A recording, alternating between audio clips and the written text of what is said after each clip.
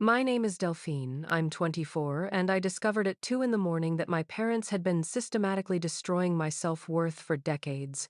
Standing in my childhood bedroom, staring at a crumpled $2 bill they'd gifted me while my sister Brittany got a brand new BMW with a literal red bow, I finally understood the truth. This wasn't about fairness or tough love or building character. This was about deliberate cruelty disguised as parental wisdom. What happened next would tear our family apart forever, but sometimes destruction is the only path to freedom. Hey everyone, before we dive into this wild family revenge story, drop a comment letting me know where you're watching from. If you've ever felt like the family scapegoat, smash that like button because this one's going to hit different. Don't forget to subscribe because, trust me, you'll want to see how this family drama unfolds. Now let's get into how one $2 bill changed everything. The evening started like any other family gathering at the Morrison house in suburban Atlanta. Christmas Eve dinner, the smell of prime rib filling the air, my mother Janet bustling around in her designer apron while my father Robert held court from his leather recliner. Everything looked perfect from the outside, just like it always did. I'd driven 3 hours from my tiny studio apartment in Savannah using gas money I couldn't really afford because family traditions mattered to them. Or so I thought. Brittany had flown in from Los Angeles, where she was finding herself as an aspiring actress with a trust fund safety net I'd never known existed until that night. The gift exchange happened after dessert. Mom and Dad made a big production of it, cameras ready, social media posts planned. Brittany went first, naturally. She always went first. Dad handed her an envelope with a dramatic flourish, the kind of gesture he'd perfected over years of making everything about performance. "Open it outside, sweetheart," Mom said, practically bouncing with excitement. We all trooped out to the driveway where a gleaming silver BMW sat under the streetlight, complete with an enormous red bow that must have cost more than my monthly rent. Brittany squealed, jumped up and down, and immediately started taking selfies while Mom and Dad beamed like they'd just solved world hunger. "We're so proud of you for following your dreams," Dad said, wrapping Brittany in a hug. "This is just a little something to help you succeed in Hollywood." A little something. The car had to be worth at least $40,000. Then came my turn. Dad reached into his jacket pocket and pulled out a small, wrinkled envelope. No fanfare, no cameras, just a tired smile and a pat on my shoulder. "Here you go, Delphi. We know you'll appreciate the sentiment." Inside was a $2 bill. A single, worn $2 bill with a sticky note that read, "For your rainy day fund. Love, Mom and Dad." The silence stretched like a chasm. Brittany was still posting Instagram stories in the background. Mom was organizing the bow for storage. Dad was checking his phone. And I stood there, holding $2, wondering if this was some kind of elaborate joke. "Is this it?" I asked, my voice, smaller than I intended. "Money isn't everything, honey," Mom said without looking up from her bow-folding project. "We raised you to be independent, to not rely on handouts." "Handouts?" I stared at the BMW, then at my $2 bill. "But Brittany's situation is different," Dad interrupted. "She's pursuing the arts. She needs support. You've always been the strong one, the self-reliant one. We trust you to make your own way. The strong one. The self-reliant one." Code words I'd been hearing my entire life, and suddenly they sounded different. Not like compliments, like excuses. I went to bed that night in my childhood room, surrounded by participation trophies from activities my parents never attended and academic awards they'd never celebrated. Sleep wouldn't come. Instead, I found myself really looking at my room for the first time in years. The walls were bare, except for a few photos I'd put up myself. The furniture was hand-me-downs from garage sales. Even my bedding was mismatched stuff I'd bought with babysitting money when I was 16. Meanwhile, Brittany's room across the hall still looked like a Pottery Barn catalog, untouched and perfect, waiting for her rare visits home. At 2 a.m., I gave up on sleep and decided to grab some water. The house was dark, except for the glow of Dad's computer in his home office. I wasn't trying to snoop, but the door was open and I could see spreadsheets on his monitor. "Brittany. Trust Fund" was the title of one document. Curious, I crept closer. What I saw made my stomach drop through the floor. Columns and columns of numbers. Monthly deposits of $5,000 into Brittany's account. College tuition payments. Full ride to USC. Rent payments for her Los Angeles apartment. Credit card bills covered in full. Car insurance, health insurance, even a line item for acting classes and headshots. I scrolled down, my hands shaking. Years of payments. Hundreds of thousands of dollars. Money I never knew existed. Support I never received, a safety net that had never been offered to me. Then I saw my name on a separate sheet. Delphine. Expenses. The list was pathetically short. High school graduation dinner at Applebee's. A $50 contribution to my community college textbooks. Emergency room visit when I broke my wrist sophomore year. And even that had a note: Delphine responsible for copay. The truth hit me like a freight train. This wasn't about teaching me independence or strength. This wasn't about tough love or character building. This was about them having a favorite child and a throwaway child, and I was the throwaway. I sat in Dad's chair, staring at the evidence of my own worthlessness in their eyes, and something inside me broke. Not broke sad, broke angry, broke determined, broke ready to burn it all down. I took pictures of everything. Every spreadsheet, every payment record, every proof of the systematic favoritism that had shaped my entire life. Then I opened a new document and started typing. For 24 years, I believed I was the problem. I believed I wasn't worthy of love, support, or investment because that's what you taught me. Tonight I learned the truth. You had the money. You had the means. You just chose to give it all to Brittany while teaching me that wanting basic support made me weak and entitled. I printed the letter, left it on the kitchen counter next to their precious family Christmas card, and walked upstairs to pack. Everything I owned fit in 2 suitcases. A sad testament to how little I'd been given to work with. By 3 a.m., I was loading my beat-up Honda Civic in the driveway right next to Brittany's shiny new BMW. The contrast was perfect. A visual representation of our parents' love divided unequally and without apology. I blocked their numbers before I even reached the interstate. Whatever came next, it would be on my terms, with my rules built from nothing but my own determination. The drive back to Savannah gave me 8 hours to think, and by the time I reached my studio apartment, I wasn't just angry anymore. I was calculating. Anger fades, but strategy endures, and I had 24 years of material to work with. I spent the next week conducting what I privately called the audit. Every memory, every interaction, every family event got re-examined through the lens of what I now knew. The patterns were devastating and crystal clear. My high school graduation, I'd worked 3 jobs to afford my cap and gown while they took Brittany shopping for her graduation present trip to Europe. When I made valedictorian, Dad's response was, "Don't let it go to your head." When Brittany barely graduated with a 2.3 gigapascals, they threw her a party and invited the entire neighborhood. College applications I'd filled out, financial aid forms alone in the school library because they said they were too busy to help. I'd taken out student loans that were still crushing me because they claimed they couldn't afford tuition. Meanwhile, Brittany's USC acceptance letter came with a celebration dinner at the country club. Career guidance. When I got my associate degree in business administration, they told me it was practical, with the kind of tone people use to describe beige paint. When Brittany announced she was dropping out to pursue acting, they called her brave and artistic and opened their checkbooks. The pattern wasn't subtle. It was systematic, deliberate, and cruel. They'd weaponized my achievements against me, turning every success into evidence that I didn't need their help while treating Brittany's failures as proof she needed more support. I created a detailed timeline complete with photos and documents. Thank God for social media. Their Facebook pages were a goldmine of evidence. Post after post, celebrating Brittany's minor accomplishments while my major milestones went unmentioned. Photos from family vacations. I wasn't invited to family dinners that happened without me, milestone moments where I was conspicuously absent. The smoking gun came when I found their anniversary post from last year. A photo of the 4 of them.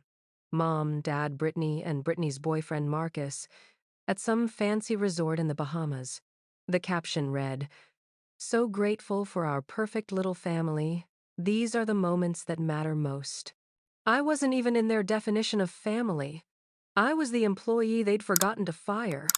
But the real revelation came when I started researching my parents' finances more deeply. Dad owned a successful accounting firm. Mom had inherited significant money from her grandmother. Money she'd never mentioned to me, but had apparently used to fund Brittany's lifestyle. They weren't just comfortable, they were wealthy.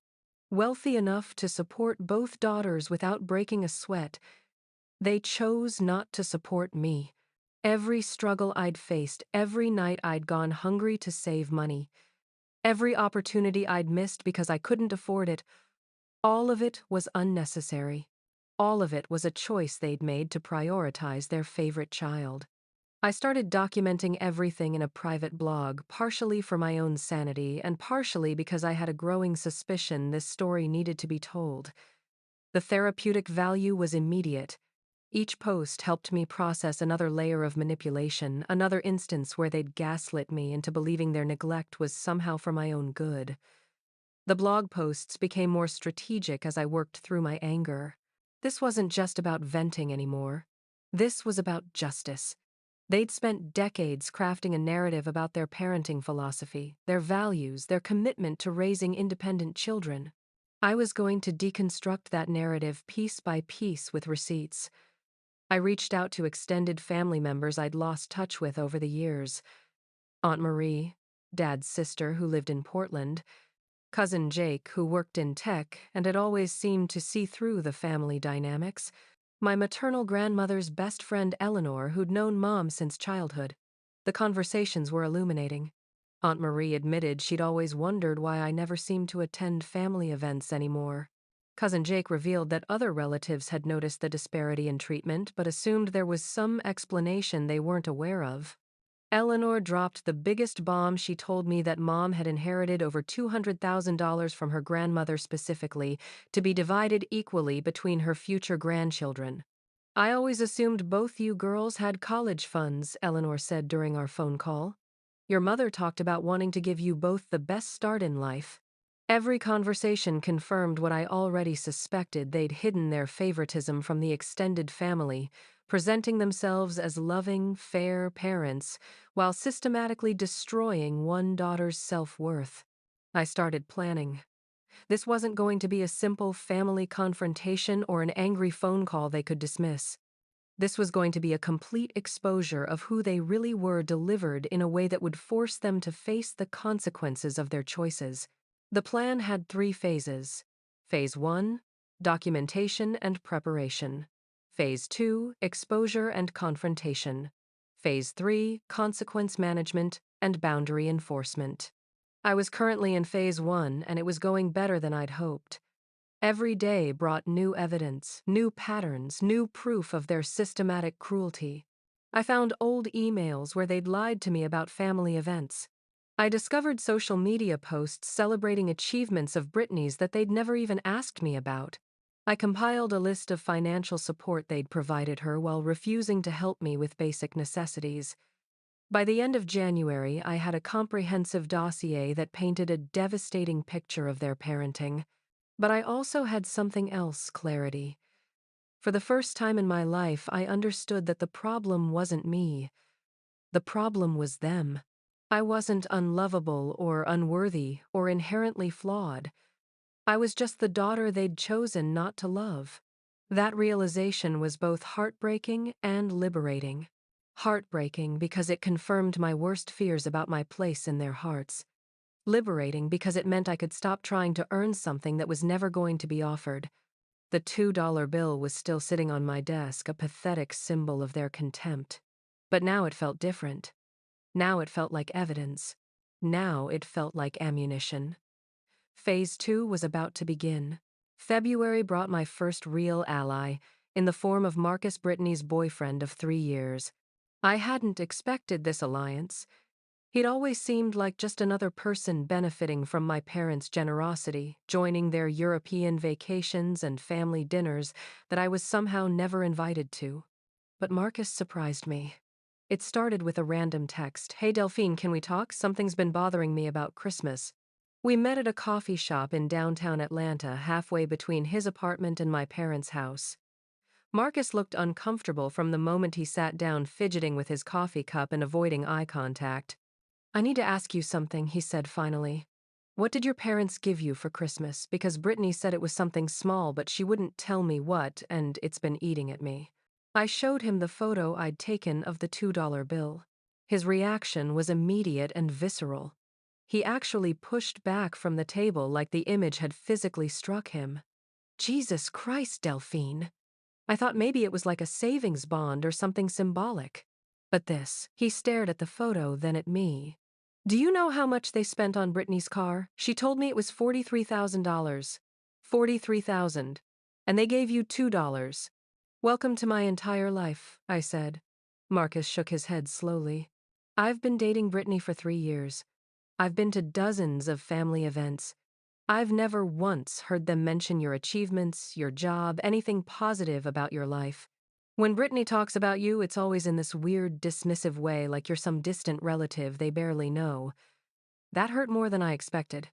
Hearing how Brittany talked about me to her boyfriend, how casually she dismissed my existence, added another layer to the betrayal. "There's more," Marcus continued. "Last month, your dad offered to pay for us to go to therapy together. Couples therapy. Because he thinks we should invest in our relationship foundation.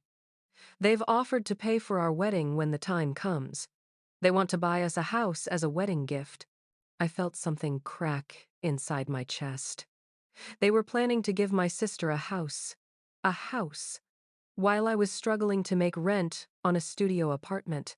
"Marcus, why are you telling me this?" He met my eyes for the first time since we'd sat down. "Because I grew up in foster care. I know what family neglect looks like, and this isn't normal. This is abuse. Financial abuse, emotional abuse, systematic favoritism that borders on pathological." He paused. "And because I think Brittany knows exactly what they're doing and she's okay with it."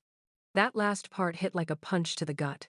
I'd been holding on to some hope that Brittany was just oblivious, that maybe she didn't realize how differently we were treated. But Marcus's words suggested something darker, that she was not just aware but complicit. "What do you mean she knows?" Marcus pulled out his phone and showed me a text thread between him and Brittany from Christmas night. Her message read, "Dad finally gave Delphine her little gift tonight. She looked so confused, it was honestly hilarious. She actually thought she'd get something real. After all these years, she still doesn't get that she's not the priority child." The cruelty was breathtaking. Not only did she know about the disparity, she found it amusing. She was actively entertained by my humiliation. "There's more," Marcus said quietly.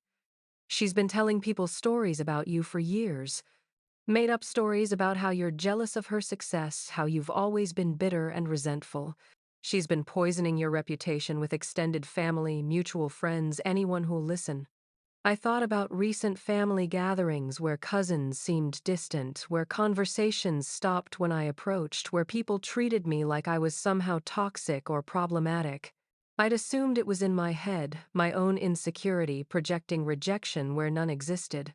But Marcus was suggesting something far worse, that Brittany had been systematically destroying my relationships while playing the victim.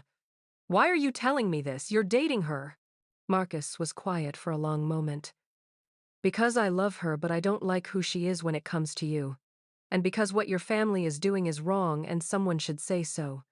He paused.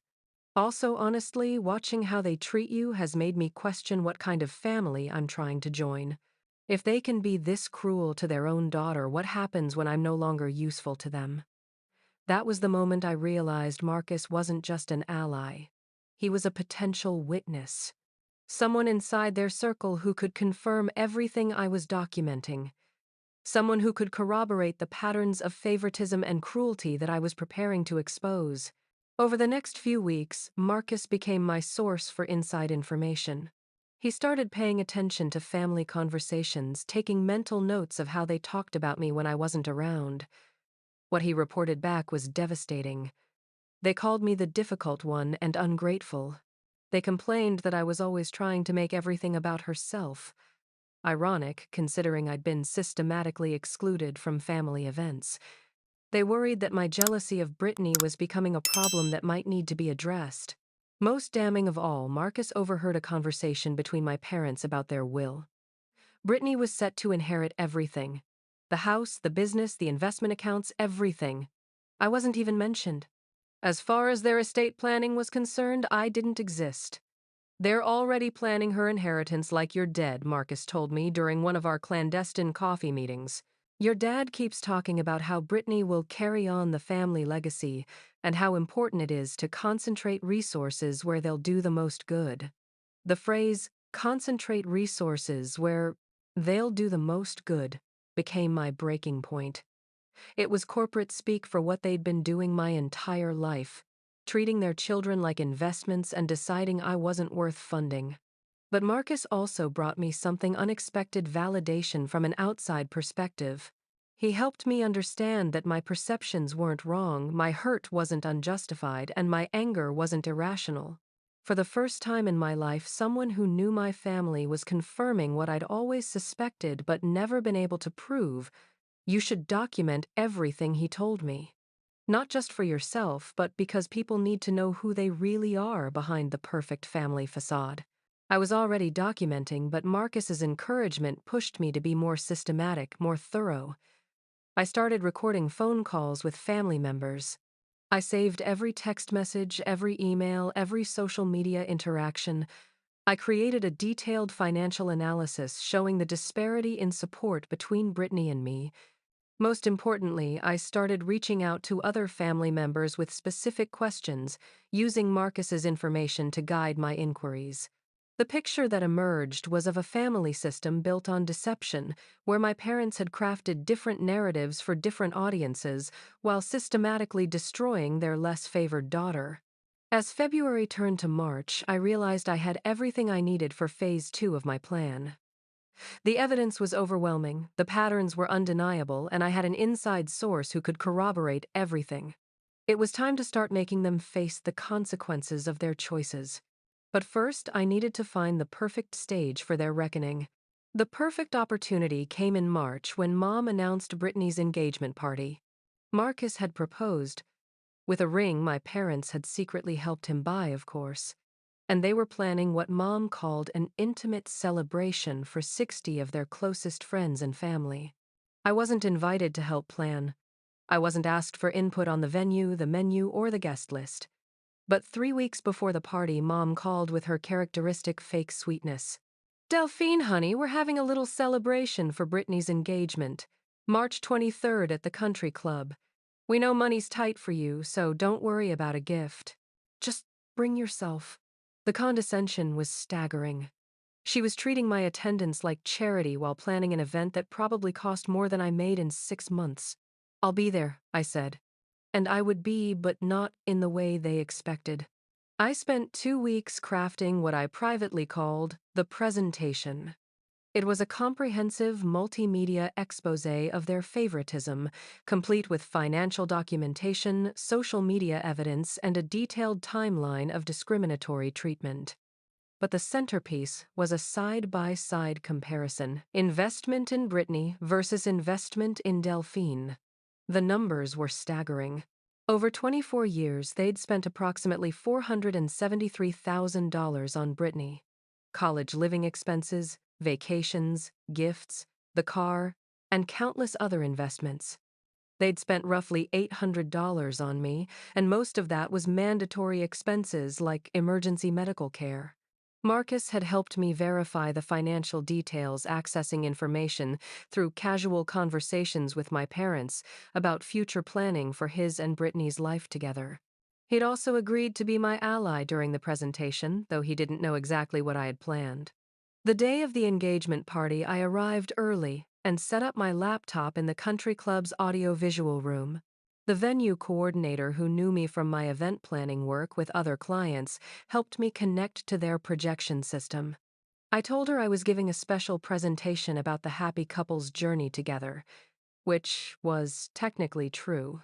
As guests arrived, I mingled normally, accepting congratulations for my sister's happiness and enduring the usual comments about when I'd find someone special.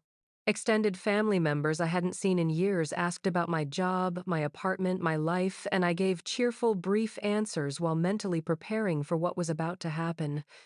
The presentation was scheduled for after dinner, during what Mom had planned as a sharing time where family and friends would offer toasts and well wishes. I'd volunteered to go first, claiming I had something special prepared for my sister. When the moment came, I stood at the front of the elegant dining room, microphone in hand, looking out at 60 faces that included every important person in my parents' social circle. Extended family, business associates, country club friends, neighbors, everyone who mattered to their reputation was there. Thank you all for being here to celebrate Brittany and Marcus. I began, my voice steady and warm. Tonight is about love, commitment, and the importance of family support in building a strong foundation for the future. Mom and Dad beamed from their front row table. Brittany looked radiant in her engagement glow. Marcus met my eyes and gave a slight nod. I want to talk about the incredible support system Brittany has had throughout her life, because it's really quite remarkable. I clicked to my first slide, a photo of Brittany's high school graduation party. From the beginning, our parents understood that investing in your children's dreams is one of the most important things parents can do. Murmurs of agreement from the crowd. Mom actually wiped a tear from her eye. Let me show you what that investment looks like. Click. The slide changed to my financial comparison chart. The room went silent as people processed what they were seeing. $473,000 over 24 years. College tuition, living expenses, career support, gifts, vacations, and opportunities. An average of nearly $20,000 per year invested in ensuring Brittany could pursue her dreams without financial stress. I could see my parents' faces changing, confusion shifting to horror as they realized where this was heading. Now, you might be wondering about the comparison numbers. After all, I'm their daughter too. Click. The next slide showed my column $800 total. This represents their investment in their other daughter's future. That's me, for those keeping track. The silence was deafening. 60 people staring at irrefutable evidence of systematic favoritism. I could see guests looking between the slides and my parents beginning to understand the magnitude of what they were witnessing. But the financial disparity is just the beginning. Click. Social media screenshots filled the screen. Family vacation photos that never included me. Celebration posts about Brittany's minor achievements, while my major milestones went unmentioned. Family dinner photos with an obviously missing Brittany's family member. This is the documentation of a 24-year experiment in selective parenting. One daughter, chosen for investment support and love. One daughter, designated as the control group. What happens when you give a child nothing and tell them it's character building? Mom tried to interrupt. Delphine, honey, this isn't the time. Actually, Mom, this is exactly the time. I clicked to the next slide, the Christmas photo with her BMW and my $2 bill. December 24th, 2024. The moment that finally made everything crystal clear. Gasps around the room. Someone whispered, "Oh my God." Another voice said, $2, are you serious? They gave Brittany a $43,000 car and gave me $2. When I asked about the disparity, I was told that money isn't everything and that I should be grateful for the lesson in independence. My voice remained calm, factual. What they didn't expect was for me to start investigating what independence actually meant in our family. Click. The inheritance documents Marcus had helped me discover. This is their will prepared last year. Brittany inherits everything. I inherit nothing. Not because I've done anything wrong, but because I was never considered worthy of investment. The room had gone completely silent, except for the sound of my father's chair scraping as he stood up. Delphine, stop this right now. No, Dad. I'm done stopping. Click. The final slide was simple text. 24 years of systematic emotional and financial abuse, documented and verified. The cost of being the unfavored child, everything. I set down the microphone and looked directly at my parents. Congratulations, Brittany. I hope your marriage is built on a stronger foundation than our family was. The aftermath was immediate and spectacular. Guests started murmuring, then talking, then openly discussing what they'd just witnessed. I could hear phrases like financial abuse and systematic favoritism, and how could they rising from different tables. My parents sat frozen, their social reputation crumbling in real time, as 60 witnesses processed the evidence of their cruelty. The country club erupted in chaos within minutes of my presentation. Guests were pulling out phones, some taking pictures of the slides still displayed on the screen, others clearly texting or posting about what they'd just witnessed. The carefully crafted image my parents had maintained for decades was disintegrating in real time. Dad was the first to recover from the shock. He stormed toward me, his face purple with rage, but Uncle Pete, Mom's brother, intercepted him. "Robert, sit down," Pete said firmly. "You need to think very carefully about your next move, because everyone here just saw documented proof of what you've done." Meanwhile, Brittany had gone completely white. She sat motionless at the head table, staring at the financial comparison still projected on the wall. Marcus had moved his chair away from hers, creating visible distance that everyone noticed. "This is lies," Mom finally managed, her voice shaking. "Delphine is jealous. She's always been jealous. She's trying to ruin Brittany's special day." With financial documents, Aunt Marie had stood up from her table, my laptop printouts in her hand. "Janet, I'm looking at bank statements. These aren't lies. These are records." The guests were beginning to choose sides, and it wasn't going well for my parents. Mrs. Henderson, their next-door neighbor for 15 years, shook her head as she gathered her purse. "I've watched this family for years. I always wondered why we never saw Delphine at family gatherings. Now I know why." Eleanor, my grandmother's old friend, was more direct. "Janet Morrison, your mother would be ashamed. She left that inheritance specifically for both her granddaughters. The fact that you spent Delphine's portion on Brittany is theft, plain and simple." That revelation sent another shockwave through the room. Extended family members started connecting dots, remembering conversations about grandmother's will, questioning assumptions they'd made about how the money was distributed.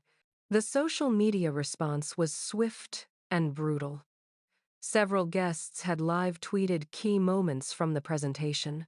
Within an hour number, Delphine's story was trending locally, and people were sharing their own stories of family favoritism and financial abuse. The country club's elegant dining room had become ground zero for a very public reckoning. Dad tried to regain control by demanding I leave immediately, but the country club manager intervened.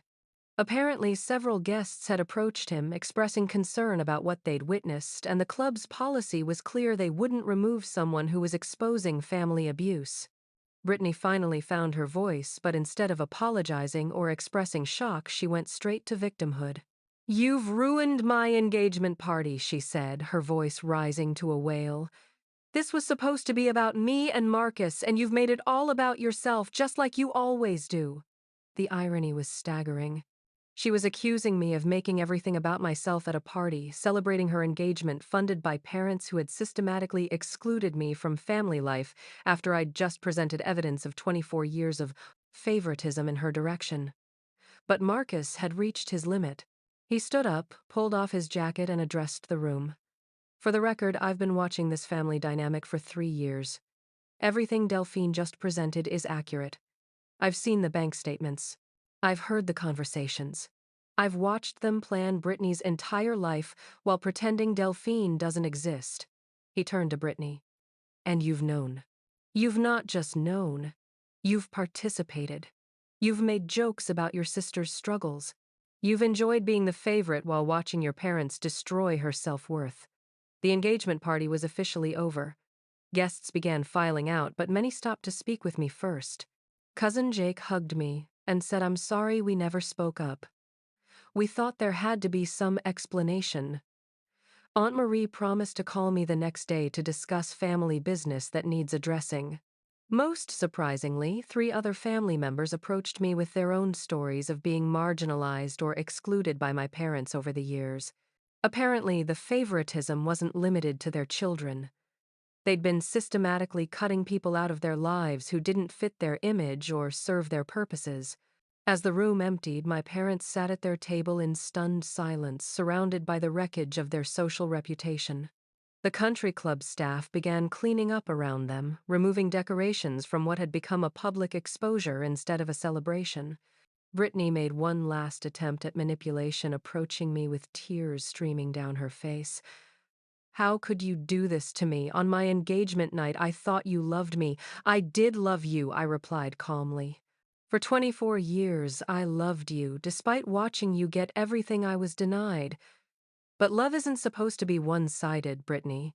Love isn't supposed to include enjoying someone else's pain." She tried to hug me, but I stepped back. "I won't be attending your wedding. I won't be part of this family anymore. You'll have to find someone else to be your scapegoat." The country club manager approached as I was packing up my laptop. "Miss Morrison, I want you to know that several of our members have expressed interest in hiring you for event planning. Your presentation tonight was very professional. Even in my family's destruction, I was accidentally networking. The absurdity wasn't lost on me. As I walked to my car, Marcus followed me into the parking lot. "Delphine, wait." "What, Marcus? I can't marry her. Not after tonight. Not after seeing how she reacted to the truth about what they did to you." He looked back toward the country club where Brittany was presumably melting down. "I thought I loved her, but I think I loved the version of her that I imagined existed. The real Brittany, the one who could watch her sister suffer and find it entertaining. I can't build a life with that person." I felt a strange mix of satisfaction and sadness. Satisfaction because there were consequences for their cruelty. Sadness because Marcus was genuinely heartbroken. "I'm sorry," I said, "and I meant it." "Don't be sorry. You told the truth. That's not something to apologize for." He paused. "What happens now?" I looked back at the country club one last time, then at Marcus. "Now I build a life with people who actually want me in it, and they get to live with the consequences of their choices."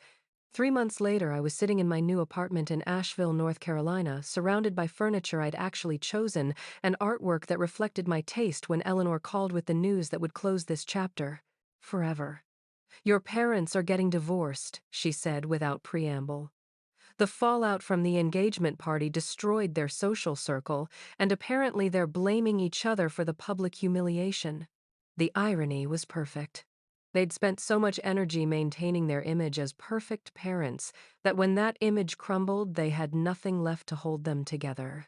Mom was apparently telling people that Dad's accounting firm was failing because clients were questioning his ethics after seeing how he treated his own daughter. Dad was claiming Mom's emotional instability had always been a problem he'd tried to manage privately. "They're both trying to rebuild their reputations by throwing the other under the bus," Eleanor continued. "Your mother called me last week asking if I thought you'd be willing to write a public statement saying the financial records were falsified." I laughed out loud. Even in their destruction, they were trying to manipulate me into fixing their problems.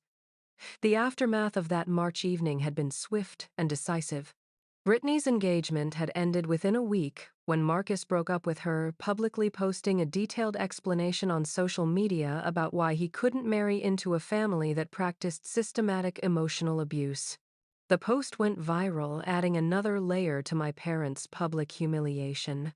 Extended family members had started their own investigation into the inheritance money, with several cousins discovering that they'd also been shortchanged on funds that were supposed to be distributed equally among grandchildren. A class action inquiry was underway, with multiple family members working together to trace the financial misconduct. My parents' business and social connections had largely evaporated. Dad's accounting firm had lost several major clients who questioned his integrity after seeing documented evidence of his financial manipulation within his own family. The country club had quietly suggested they consider other venues for future events. Most satisfying was the career change I'd made possible for myself. The attention from my presentation had indeed led to event planning opportunities, but it had also connected me with a nonprofit organization that worked with financial abuse survivors. They'd offered me a position as a family financial counselor, helping other people recognize and escape systematic economic manipulation. I'd moved to Asheville not just for the job, but for the fresh start. The mountains felt like a physical representation of the distance I'd put between myself and the toxicity I'd grown up in. My apartment was small, but entirely mine, furnished with things I'd saved for, decorated with art that made me happy, filled with plants I was slowly learning not to kill. Marcus had become an unexpected friend. After the initial awkwardness wore off, we developed a genuine friendship based on our shared experience of escaping my family's dysfunction. He'd moved to Denver and was working as a software engineer, building a life that had nothing to do with trust funds or family expectations. "I can't believe I almost married into that," he'd said during one of our regular phone calls. "Thank you for showing me who they really were before I legally tied myself to them forever." The most surprising development had been the relationship that formed with some of my extended family members. Aunt Marie had become a real presence in my life, calling weekly and visiting Asheville twice since I'd moved. Cousin Jake had started a family group chat that deliberately excluded my parents and Brittany, creating a space for the relatives who wanted to maintain connections without the toxicity. "We should have spoken up years ago," Aunt Marie had said during her first visit. "We all saw the signs, but your parents were so good at explaining everything away. They always had reasons why you were treated differently, and we wanted to believe them because the alternative was too ugly to face." The family group chat had become a source of joy I'd never expected. Cousins sharing job updates, aunts and uncles posting photos from their lives, everyone celebrating each other's achievements in a way my nuclear family never had. It was what family was supposed to feel like. Supportive, interested, genuinely happy for each other's success. I'd also started therapy, working through 24 years of systematic emotional abuse with a counselor who specialized in family scapegoat recovery. The healing wasn't linear, but it was happening. Some days I felt strong and vindicated. Other days I grieved the family I'd never had and would never have. But I was building something new. A chosen family of friends who valued my presence, colleagues who respected my work, a community that welcomed my contributions. I was learning what it felt like to be wanted rather than tolerated, supported rather than dismissed, celebrated rather than ignored. The $2 bill still sat on my desk, but now it represented something different. Not evidence of my worthlessness, but proof of my strength. Proof that I'd survived their cruelty and found a way to thrive despite it. Brittany had tried to contact me several times over the months, usually when some new consequence of the engagement party fallout affected her life. I'd blocked her number after the third attempt. I had nothing left to say to someone who had participated in my dehumanization for decades. As for my parents, I'd heard they were both in therapy now, supposedly working on family healing and wanting to rebuild relationships. Eleanor had been their messenger, asking if I'd be open to reconciliation conversations. My answer was simple: no. Some bridges once burned aren't meant to be rebuilt. Some relationships once exposed as fundamentally toxic aren't worth saving. I'd spent 24 years trying to earn love from people who weren't capable of giving it. I wasn't going to spend the rest of my life repeating that mistake. Looking back on that Christmas night when everything changed, I realized that the $2 bill had been the best gift they'd ever given me. Not because of what it was, but because of what it revealed. It had shown me the truth about where I stood in their hearts, and that truth had set me free.